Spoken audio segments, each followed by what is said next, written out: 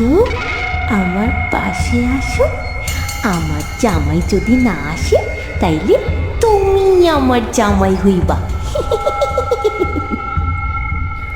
ভাইজান, ভাইজান, ও আমারে দইরা ফেলবো। আমারে বাঁচান ভাইজান, আমারে বাঁচান।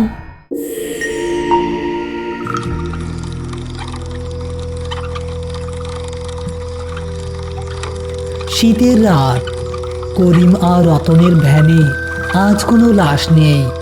পাশের থানা থেকে এক দাফনের কাজ শেষ করে তারা খালি ভ্যান নিয়ে নিজেদের গ্রামের দিকে ফিরছে। কুয়াশায় চারপাশটা ঢেকে গেছে। রাস্তার পাশের বড় গাছগুলো যেন অন্ধকারে ভূতের মতো দাঁড়িয়ে আছে।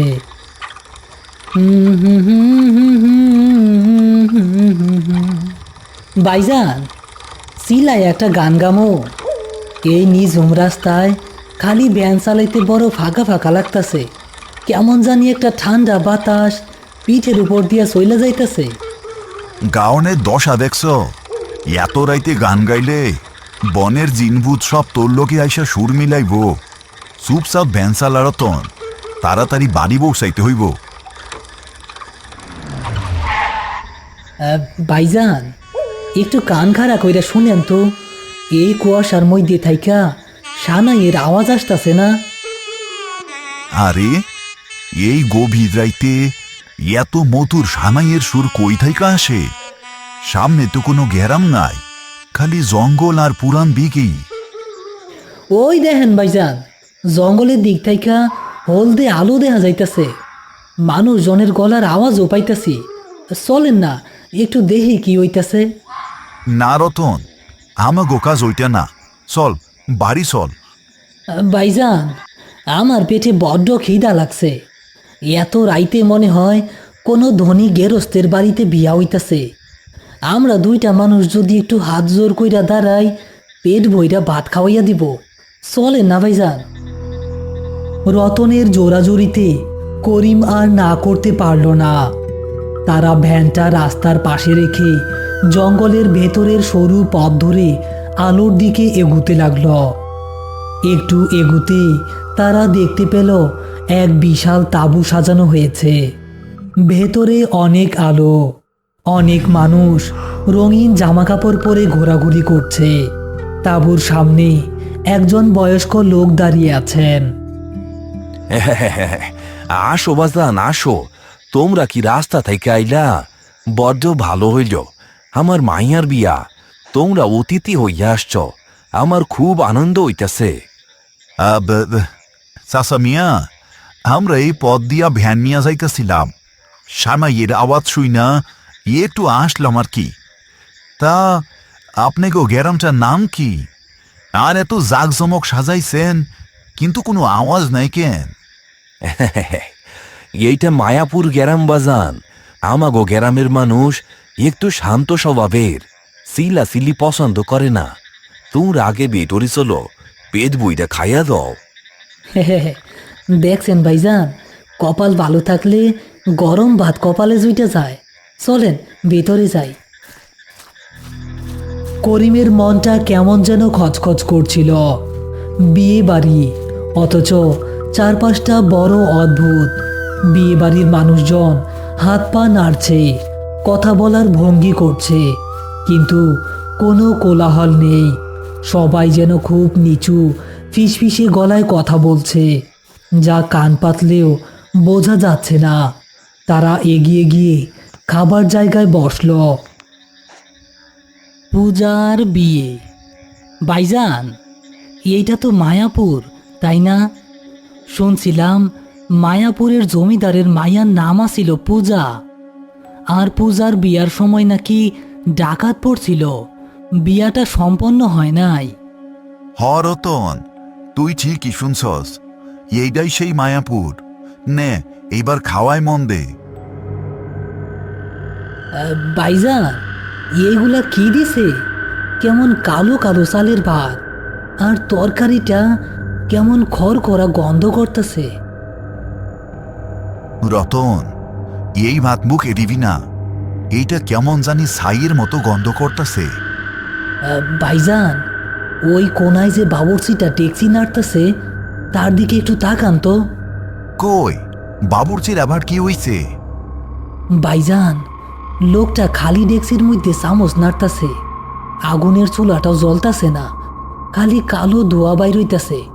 আর ওই যে মানুষগুলা ভাত খাইতেছে তাগো মুখে কোনো খাবার নাই, তারা খালি হাত মুখে শোয়াইতাছে। সর্বনাশ হইতে রতন, আমরা কোনো জ্যান্ত মানুষের বাড়িতে আসি নাই। উঠ, জলদি উঠে আন তাইকা। কি হইল বাজানরা, খাওয়া ফালাইয়া ওইটা বললা কেন? আর আমার মাইয়ার বিয়া না দেখা গেলে আমি তো যাইতে দিব না। চাচা মিয়া, আমাকে দেরি হইয়া যাইতাছে, বাড়িতে মানুষ পথ চাইয়া আছে।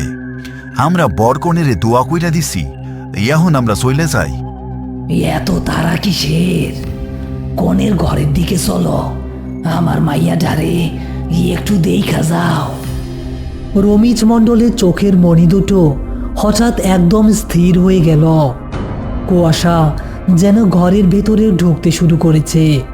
করিম আর রতন ভয়ে কাঁপতে কাঁপতে রমিজ মণ্ডলের সাথে কনের ঘরের সামনে গেল। ঘরের মাঝখানে লাল শাড়ি পরা কোণে বসে আছে, তার মাথায় বড় ঘোমটা টানা।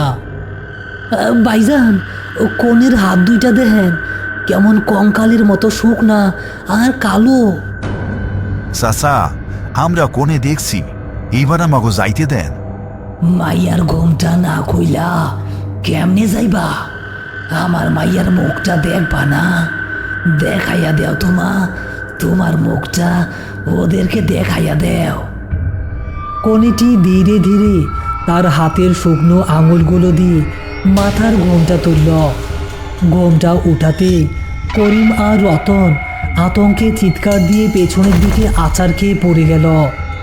কনের মুখের জায়গায় কোনো চামড়া বা মাংস নেই, সেখানে জ্বলন্ত কয়লার মতো দুটো চোখের কোটর আর একটা সাদা খুলি বীভৎস হাসি মুখে তাদের দিকে তাকিয়ে আছে। ওরে মাবুদ, এটা কি দেখলাম? ভাইজান, আমার পা দুটো অবশ হইয়া গেছে, আমি খাড়াইয়া থাকতে পারতেছি না, আমারে বাঁচান। রতন, কান্দিস না, পিসি হট, ঘরের দরজার দিকে পা বাড়া, চোখের পলক ফেলবি না। কই যাও তোমরা? বিয়ার লগ্ন যে পার হইয়া যাইতাছে, বর আইসা পড়বো এখনই। তোমরা আমাগো মেহমান, তোমাগো রক্ত দিয়া আইজ আমার সিঁথিতে সিঁদুর দেওয়া হবে। বাজান, আমার মা জননী রে তোমরা ফিরাইয়া দিও না। 50 বছর ধইরা এই মায়াপুর গ্রামে কোনো জ্যান্ত মানুষ পা দেয় নাই, আইজ তোমাকে পাইছি, তোমরা এইখানে থাইকা যাও।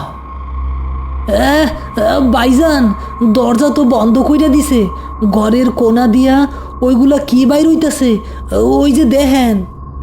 ঘরের কোনাগুলো থেকে কালো কুচকুচে তরল কাদার মতো কিছু একটা গড়িয়ে পড়ছে, আর সেখান থেকে ছোট ছোট কঙ্কালের হাত বের হয়ে তাদের পায়ের দিকে এগিয়ে আসছে। পুরো ঘরের বাতাস জমে গিয়ে বরফ হয়ে গেছে। রমিজ খা, আমি বুঝতে পারছি তোমরা কারা। আমি মরা মানুষের কারবার করি, আমারে ফাঁকি দেওয়া এত সহজ না। 50 বছর আগে এই গ্রামের জমিদারের মাইয়ার বিয়ার রাইতে ডাকাইত পইরা আগুন লাগাইয়া দিছিল, তোমরা সবাই পইরা ছাই হইয়া গেছিলা সেই দিন।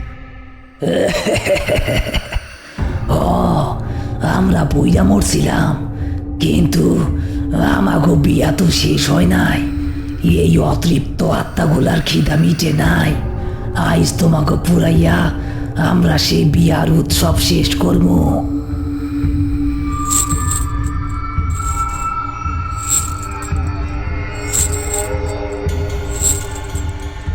আসো, আমার পাশে আসো। আমার জামাই যদি না আসে, তাইলে তুমি আমার জামাই হইবা। ভাইজান, ভাইজান, ও আমারে দইরা ফেলবো, আমারে বাঁচান ভাইজান, আমারে বাঁচান। রতন, তোর পকেটে ভ্যানের চেইনে দেওয়ার লাইগা যেই কেরোসিনের বোতলটা ছিল ওইটা জলদি বাইর কর, জলদি। এই যে এই নেন ভাইজান, কিন্তু এইটা দিয়া কি করবেন? তোরা আগুনের ভয়ে 50 বছর দুইটা ছটফট করতাছস। আইস তোগো সেই আগুনের ভয়েই আমি দেখামু জ্যান্ত আগুনের সামনে তোগো এই মায়াজাল টিকবো না। করিম দেশলাইয়ের কাঠি জ্বালিয়ে কেরোসিন ভেজা মেঝেতে ফেলে দিল। মুহূর্তের মধ্যে দাউ দাউ করে আসল আগুন জ্বলে উঠল, আর সেই আগুনের আলো ঘরের দেয়াল স্পর্শ করতে চারপাশের মানুষগুলো ব্যথায় চিৎকার করে উঠল।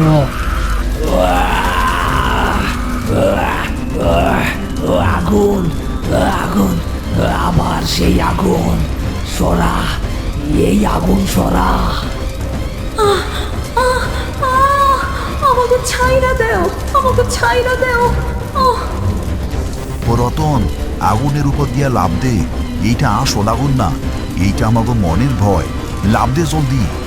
করিম রতনের হাত ধরে জ্বলন্ত আগুনের ওপর দিয়ে জোরে লাফ দিল।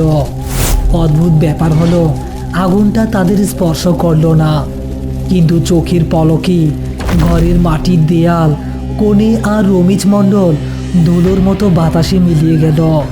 তারা ধপাস করে নিচে পড়ে গেল। ভাইজান, আমরা কই? আর আর ঘরটা কই গেল? হ্যাঁ, দেখ রতন, আমরা কই আইছি। রতন দেখল তারা কোনো ঘরে নেই।